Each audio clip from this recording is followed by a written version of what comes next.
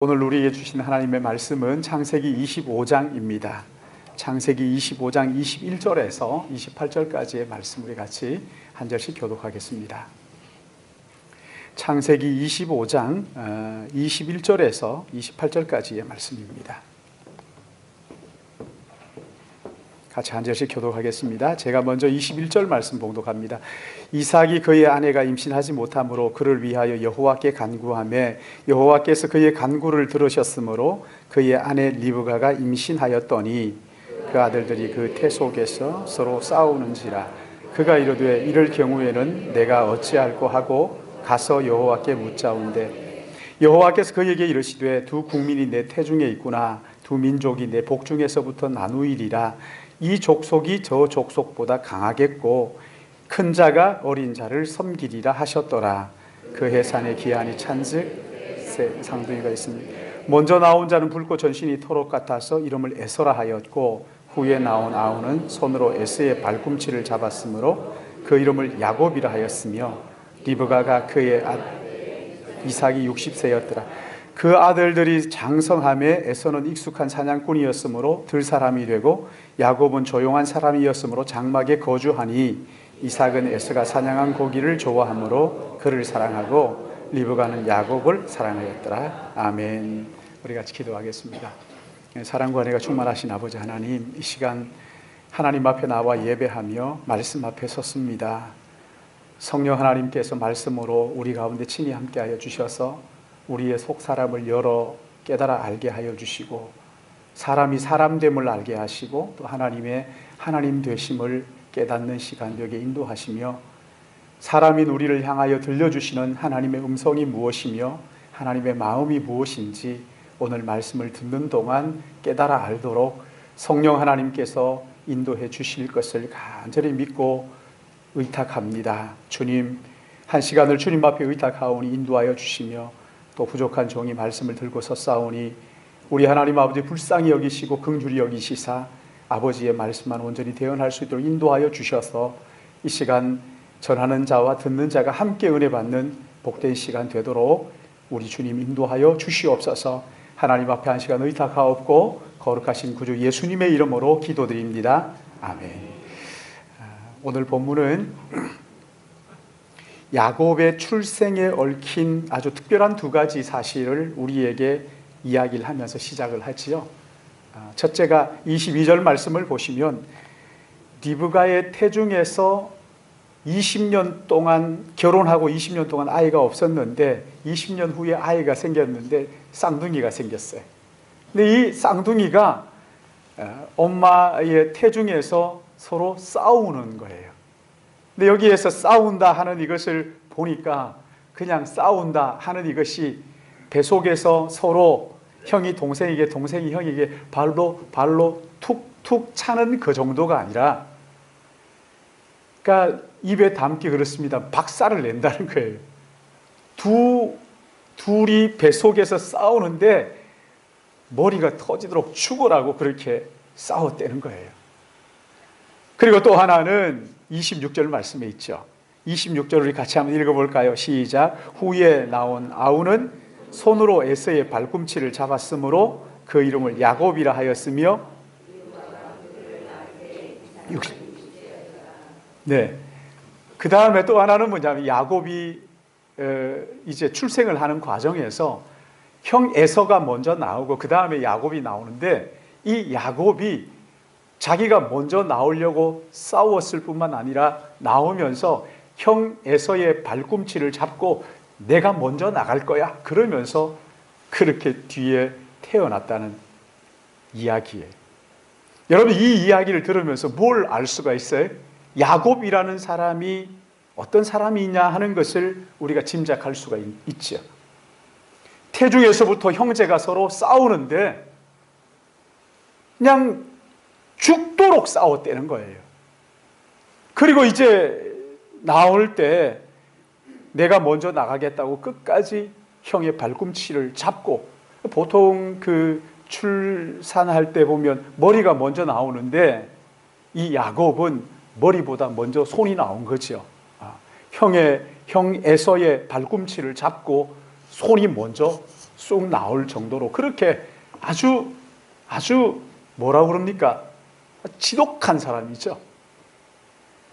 우리 식으로 말하자면 얼마나 욕심이 사나운지 한 번 붙잡은 것은 어떤 수단과 방법을 가리지 않고 반드시 자기 손아귀 위에 넣고 마는 무서운 사람이죠. 그러니까 모태에서부터 야곱은 심각한 문제를 안고 태어난 사람이라는 거예요. 남들에게는 지고는 못 살아요. 무슨 수를 써서라도 반드시 자기가 좋아하는 것은 자기의 손아귀에 넣어야 직성이 풀리는 그야말로 삐뚤어진 사람이죠. 자기의 행복을 위해서라면 다른 사람의 행복을 깨트리는 것은 아무렇지도 않게 생각하는 망가진 사람이죠. 망가진 사람. 이렇게 망가진 야곱이지만 그러나 그 부모가 온전함으로써 지극한 사랑으로 보듬어 주면 이 야곱이 다시 바로 잡힐 수 있다는 희망이 있었겠지만 야곱의 가정을 살펴보면 전혀 그런 환경이 못 됐어요. 겉으로 보기에는 아브라함 믿음의 조상 아브라함의 일대손, 그야말로 믿음의 명문 가문이라고 할 수 있겠지만 그러나 자세히 살펴보면 오히려 야곱의 그 망가진 것을 고쳐주기는커녕 더욱 망가뜨리는 역할을 그 가정이 했다는 거예요. 여러분, 아버지 이삭 한번 보세요. 이 이삭은 하나님의 약속을 알고 있었지만 그러나 큰아들이 사냥한 고기, 그것을 좋아해가지고 큰아들을 편애합니다. 큰아들만 좋아하죠. 그러니까 야곱의 그 삐뚤어진 마음, 망가진 이 마음에 씻을 수 없는 상처를 안겨준 사람이 아버지. 아버지가 오히려 그를 품어줘야 되는데 오히려 더 상처를 주면서 아주 그 삐뚤어진 야곱의 성격을 아버지 이삭이 오히려 더 꼬이도록 그렇게 만든 장본인이지. 그래서 결정적인 순간에 아버지와 형을 속이고 장자의 명분을 아무렇지도 않게 훔칠 수가 있었던 것이지. 그런가 하면 여러분, 여기 어머니 리브가는 어떻습니까? 리브가는 둘째 아들 야곱을 감싸고 돌았어요. 야곱의 그 탐욕스럽고 파괴적인 그 삐뚤어진 성격을 알고 있으면서도 전혀 고쳐주려고 하지 않고 그냥 감싸돌면서 무슨 수를 써서라도 이 비율을 맞추면서 야곱이 원하는 장자의 축복을 받을 수 있도록 뒤에서 자꾸만 부추기는 거예요. 너 그거 잘못된 거야. 너 그러다가 망하는 거야. 하면서 바로 잡아줘야 되는데 그렇지 않고 뒤에서 자꾸만 자기의 그 욕심 사나운 것을 채워주려고 그를 부추깁니다. 그러면서 야곱을 망가뜨리죠. 그러니까 야곱이 삐뚤어진 채로 태어났을 뿐만 아니라 그 가정이 야곱을 완전히 몹쓸 사람으로 점점 그렇게 망가뜨리고 있었다는 거예요. 부부가 그렇게 만들었던 거죠. 여러분, 사실 여기 야곱이 이렇게 망가지고 가정이 그렇다 하는 이 이야기는요, 여기에서 끝나는 것이 아니라 이 땅에 태어나는 모든 사람들의 모습이고 이 땅에 살고 있는 모든 사람들의 가정이다 말이죠. 여러분, 이 땅에 태어나는 모든 사람은 모태로부터 스스로 회복이 불가능하도록 죄인으로 태어났어요. 죄를 다 가지고 태어나요. 사람에 따라 정도는 다를 수 있어요. 이 사람은 더 착하다, 아니 이 사람은 덜 착하다, 더 못됐다, 뭐 이렇게 얘기할 수는 있겠지만 그러나 하나님의 눈에는 똑같아요.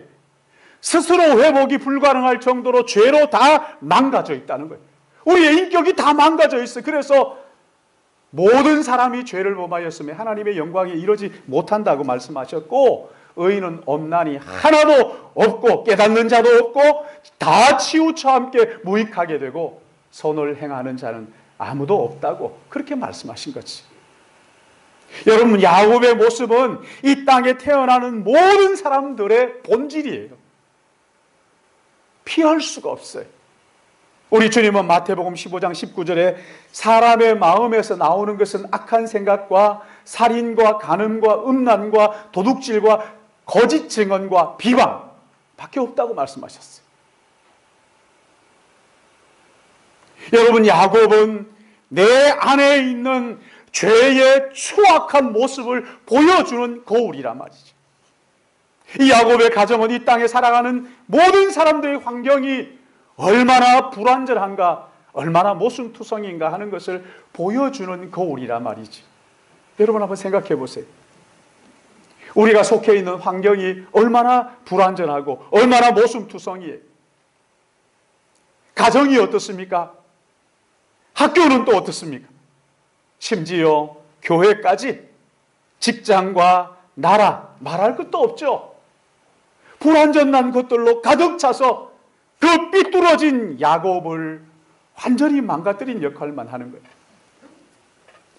죄로 망가진 인생들이 모여 있으니까 그 공동체가 여러분 어떻게 했어요? 삐뚤어진 야곱 더 심하게 망가뜨리는 것은 어쩌면 당연한 거죠. 그렇죠?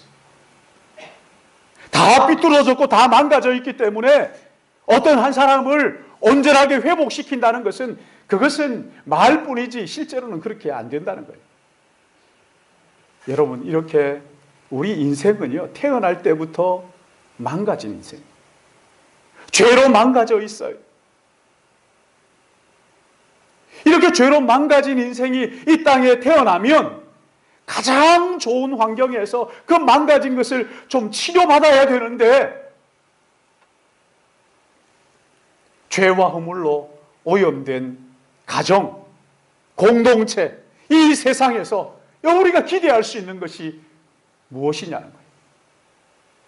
오늘 여기 본문 말씀은 야곱의 출생과 성장 배경을 우리에게 살짝 보여주면서 우리 모든 사람의 인생이 모태에서부터 죄인으로 태어난 망가진 환경 속에서 더욱 망가지고 있다 하는 것을 우리에게 일깨워주고 있는 거예요.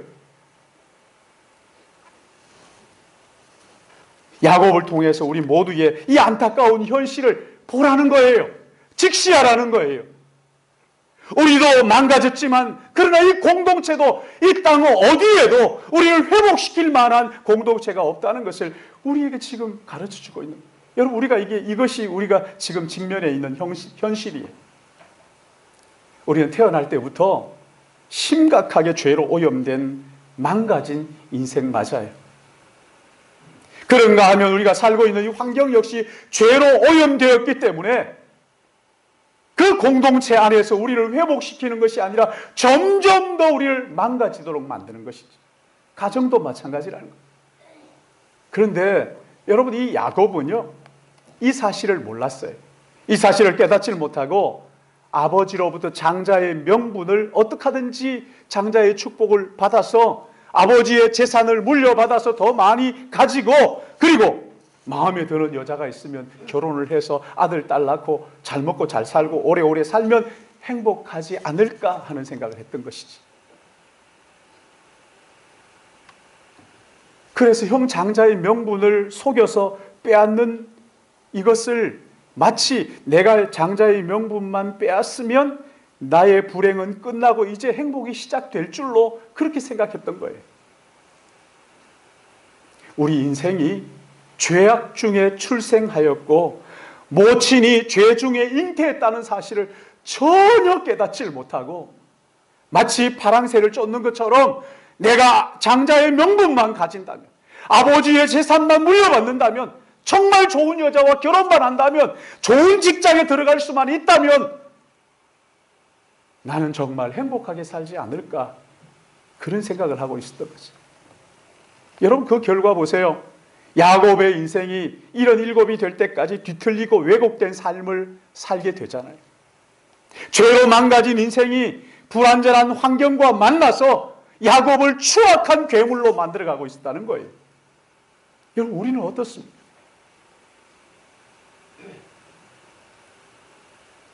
아버지와의 관계가 깨지고 엄마와 손잡고 눈 어두운 아버지를 속이잖아요. 형의 분통을 터뜨려가지고 가정이 풍비박산 나도록 그렇게 만드는 거잖아요. 사랑하는 여러분, 인생이 이렇게 죄로 망가져 구제불능이라는 것을 여러분은 아십니까? 그러기에 인생의 궁극적인 목적이 돈을 벌고 더 많이 벌고 내가 건강하고 이런 것이 아니라, 성공과 건강이 아니라 모태에서부터 가지고 태어난 이 죄와 사망으로부터 구원을 얻는 것이라는 사실을 여러분 아시느냐고요. 여러분은 진정으로 나의 이 부패한 본성에서 구원해 주실 구원자를 사모하고 계시느냐고요. 이 땅에서 우리가 완전할 수는 없지만 온전한 사람으로 계속해서 내 안에서 변화가 일어나고 있습니까? 야곱처럼 이기적인 욕심을 따라 살지 않고 이런 형편에 처한 나와 동일한 이 죄로 망가진 인생이 이웃들을 바라보면서 진심으로 안타까워하고 진심으로 그들을 불쌍하게 여기며 그렇게 사시느냐고요. 오늘 여기 이 본문 말씀은 우리에게 이런 질문을 던지면서 도전을 하는 것이지, 우리는 야곱처럼 너무나 헛된 것을 추구하며 인생 대부분을 낭비해 왔어요. 그렇지 않습니까? 그러므로 오늘 여기 본문이 우리에게 보여주는 인간의 죄성, 우리의 본성, 내 안에 있는 이 죄를 깊이 깨달을 줄 알아야 되는 거예요. 우리의 인생 그냥 두면 시간이 지나면 해결되겠지, 세월이 약이지 뭐 라고 이렇게 말할 수 없고, 시간이 지나면 지날수록 우리 안에 있는 죄의 본성이 점점 더 부패한다는 것을, 더 망가진다는 것을 우리가 기억해야 된다. 이걸 알아야 된다는 거죠. 여러분, 이걸 모르면 인생을 모르는 거예요.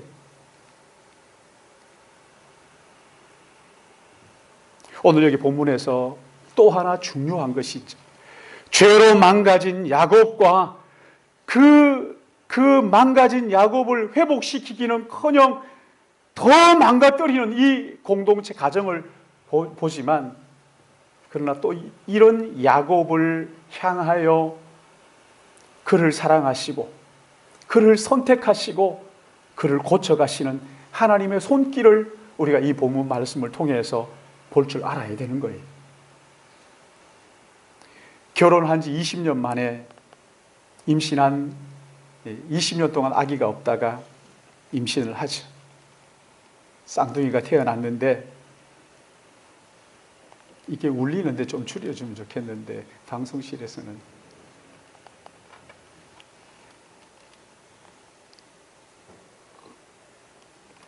(20년) 만에 가진 아이가 뱃속에서 죽으라고 싸우니까, 이게 뭐 어떻게 할 수가 없으니까 아마 여러 가지 방법을 다 써보지 않았을까요? 그렇죠? 병원에, 뭐 그때 병원에 없었지만 다 해봤어요. 그러다가 안 되니까 이제 여기 22절 말씀, 22절 우리 같이 볼까요? 시작. 그 아들들이 그의 태속에서 서로 싸우는지라 그가 이르되 이럴 경우에는 내가 어찌할꼬 하고 가서 여호와께 묻자온대. 하나님 앞에 나가서 물어요. 그렇죠? 하나님 앞에. 왜 뱃속에서 그렇게 싸울 때까지 있었는지 모르겠는데, 그렇게 막 죽도록 싸우지 않으면 하나님 앞에 가지 않은 거죠. 이 리브가가 말이에요. 뱃속에서 이게 막 그냥 싸워가지고 내가 배가 아파서 죽을 정도가 안 되면 하나님 앞에 안 가는 거죠. 뭐. 그래서 하나님 앞에 나갔어요. 하나님 앞에 기도하죠. 하나님께 물었어요. 그러자 하나님께서 23절에 이렇게 말씀하죠. 23절 우리 같이 봅니다. 시작. 여호와께서 그에게 이르시되 두 국민이 내 태중에 있구나. 두 민족이 내 복중에서 나누이리라. 이 족속이 저 족속보다 강하겠고 큰 자가 어린 자를 섬기리라 하셨더라. 하나님의 뜻을 리브가에게 말씀하세요. 그렇죠? 하나님의 뜻을 말씀하세요. 도저히 구제불능인 이 야곱을 내가 선택했다. 그리고 이 야곱을 이제 하나님께서 구원하실 것이고 다듬어 가실 것이라는 것을 말씀을 해 주셔요. 여러분, 이것을 로마서 9장 13절에 이렇게 기록합니다. 내가 야곱은 사랑하고 에서는 미워하였다 하심과 같으니라. 하나님께서 야곱이 태어나기도 전에, 이미 영원 전에 하나님께서 야곱을 사랑하셔서 선택하셨다는 거예요. 선택의 조건이 없어요. 사랑이에요, 사랑. 왜 사랑하셨는지도 없어요. 그냥 사랑하셔서 그를 작정하시고 선택하시고 사랑으로 그를 부르셨어요. 우리가 이 말씀을 대하면 꼭 그런 생각을 하죠. 아니, 하나님이 어떻게 에서를 버리고 야곱을 선택하실 수가 있어? 온 천지 만물을 지으신 주권자이신 하나님의 선택에는 후회하심이 없다고 하셨어요. 피조물인 우리가 하나님을 향하여 어떻게 에서를 선택하지 않고 야곱을 선택하십니까? 이렇게 할 자격이 우리에게 없다는 거예요. 창조주 하나님의 선택을 놓고 우리가 왈가왈부할 수 있는 자격이 없는 자들이란 말이죠. 흙이 어떻게 토기장이에게 왜 나를 이런 그릇으로 만듭니까? 또는 톱이 그 켜는 자에게 왜 나를 들고 나무를 자르고 그러십니까? 할 수가 없다는 거예요. 하나님은 창조주 하나님이시. 하나님께서 영원한 사랑의 기인에서 야곱을 선택하셨다고 그 어머니 리브가에게 이야기를 하셨어요. 말씀하신 거예요. 그래서 야곱의 그 인생을 우리 하나님께서 그 뱃속에서부터, 태중에서부터 한 번도 놓지 않으시고 그를 빚어가신 거예요. 평생 그와 함께 하시면서 마지막 결정적인 순간에 야복강가에서 야곱을 깨우치시고 죄로 그 망가진 영혼을 보게 하시고 구원자이신 그 하나님을 끝까지 놓지 않도록 하나님 그렇게 그를 깨우쳐 주신 거예요. 추악한 괴물의 모습으로 형의 발꿈치를 붙들어야만 했던 이 야곱이 하나님의 은혜 아래서 다듬어지자 하나님의 은혜만 붙드는 사람으로 그렇게 빚어지십니다. 여러분, 창세기 49장 한번 보세요. 창세기 49장 18절을 보시면 야곱이 그 아들들을 위하여 기도하며 이렇게 고백합니다. 49장 18절 같이 봅니다. 시작. 여호와여, 나는 주의 구원을 기다리나이다. 여호와여, 나는 주의 구원만 붙듭니다. 그런 고백 아닙니까? 하나님께서 이렇게 빚어 놓으신 거예요. 자기의 형 에서의 발목을 잡으면서 내가 장자의 명분을 차지하겠다고, 내가 아버지의 재산을 차지하고 내가 정말 행복을 만들어 가겠다고 그렇게 했던 야곱인데, 여호와여, 내가 그 모든 붙드는 것을 내려놓고 여호와 하나님만 붙들겠습니다. 이렇게 고백하는 사람으로 바꾸어 놓으신 것이지. 여러분, 이것을 어떻게 세월이 약이야, 시간이 지나면 다 되는 거야, 이렇게 말할 수가 있어요. 여러분, 세월은 아무리 흘러도요, 세월은 흐르면 흐를수록 점점 우리의 기억은 희미하게 할지 모르지만 우리의 마음에 새겨진 이 부패한 죄의 본성은 조금도 씻어내지를 못하는 거예요. 하나님께서 끈질기게 그 야곱을 붙드시고 그의 인격과 삶을 빚어가신 은혜의 결과가 야곱이에요. 모태에서부터 심각하게 망가진 야곱, 그렇죠? 그의 가정 환경이 그를 구제불능의 괴물로 그렇게 만들었지만 가장 심각하게 망가진 그를 하나님께서 붙드시고 하나님의 은혜와 긍휼을 베풀어 회복시켜 주신 거예요. 사랑하는 여러분, 여러분 이런 하나님을 아십니까? 모태에서부터 부르셔서 죽음을 넘어 영원까지 우리의 인생을 붙드시고 빚어가시는 이 하나님을 여러분 아시느냐고요? 그는 그 하나님이 우리의 아버지가 되어주셨다고, 예수 그리스도 안에서 그 하나님이 나의 하나님이 되시고 그 하나님이 나를 빚어가시는 것을 여러분 믿으십니까? 시편 139편 15절 16절 말씀 이렇게 말합니다. 내가 은밀한 데서 지음을 받고 땅의 깊은 곳에서 기이하게 지음을 받을 때에 나의 형체가 주의 앞에 숨기지 못하였나이다. 내 형질이 이루어지기 전에 주의 눈이 보셨으며 나를 위하여 정한 날이 하루도 되기 전에 주의 책에 기록되었나이다. 할렐루야. 예수 그리스도 안에서 이 하나님이 우리 아버지가 되어주시겠다고, 영원한 사랑에 기인하여 우리를 선택하시고 하나님의 자녀로 불러주셨다고 말씀하시는, 사랑하는 여러분, 이것이 오늘 본문이 우리에게 들려주시는 하나님의 음성이에요. 이 야곱 이야기는 단순히 옛날 이야기, 옛날에 야곱이 살았단다, 그런 이야기가 아니라 오늘 우리에게 죄로 망가진 우리의 인격과 삶을, 그 삶 위에 이해할 수 없는 예수 그리스도 안에서의 하나님의 사랑을 쏟아 부어 주셔서 우리를 온전히 빚어가시는 하나님의 권면이 오늘 본문이다. 사랑하는 여러분, 이 하나님을 믿고 신뢰하십니까? 필요할 때만 하나님을 찾아가지고 그저 형식적인 그런 신자가 아니라 우리의 인생 전부를, 나의 인격 전체를 하나님 앞에 맡기고 진실하게 믿고 신뢰하시느냐고요. 죄로 오염된 나를 이 세상은 회복시켜 주지 않습니다. 상담하기니 자연치유니 그렇지 않다고요, 여러분. 힐링 여행이니, 여행 아무리 가보세요. 그 망가진 게 점점 더 망가지는 것밖에 없어요. 예수 그리스도 안에서 우리 하나님께서 우리를 선택하시고 예수 그리스도를 믿는 모든 자들을 향하여 하나님께서 이렇게 치유해 가시는 하나님의 은혜와 사랑, 사랑하는 여러분, 이 하나님의 은혜와 사랑을 간절하게 구하시기를 주님의 이름으로 축복합니다. 시편 146편 5절에 이렇게 말씀합니다. 야곱의 하나님을 자기의 도움으로 삼으며 여호와 자기 하나님에게 그 소망을 두는 자는 복이 있도다. 야곱의 하나님을 자기의 도움으로 삼으며 여호와 자기 하나님에게 그 소망을 두는 자는 복이 있도다. 사랑하는 여러분, 여러분 정말 야곱을 빚어가신 이 하나님을 믿는 믿음을 가지고 계십니까? 하나님은 야곱을 영원 전부터 사랑하신 것처럼 오늘 우리를 예수 그리스도 안에서 사랑하시는 것을 믿으시기 바랍니다. 언약을 맺으시고 그 주님이, 그 하나님이 예수 그리스도 안에서 우리의 아버지가 되어주시겠다고 약속하셨어요.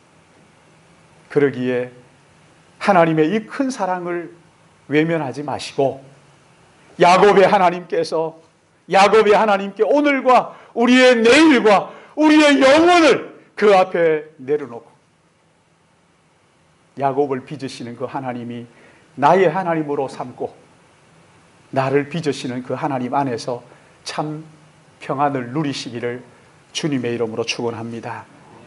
그리고 나를 빚어가시는 그 하나님의 손길 안에서 진심으로 감사하고 그 하나님을 찬양하는 우리 믿음의 가족들 되시기를 주님의 이름으로 축복합니다.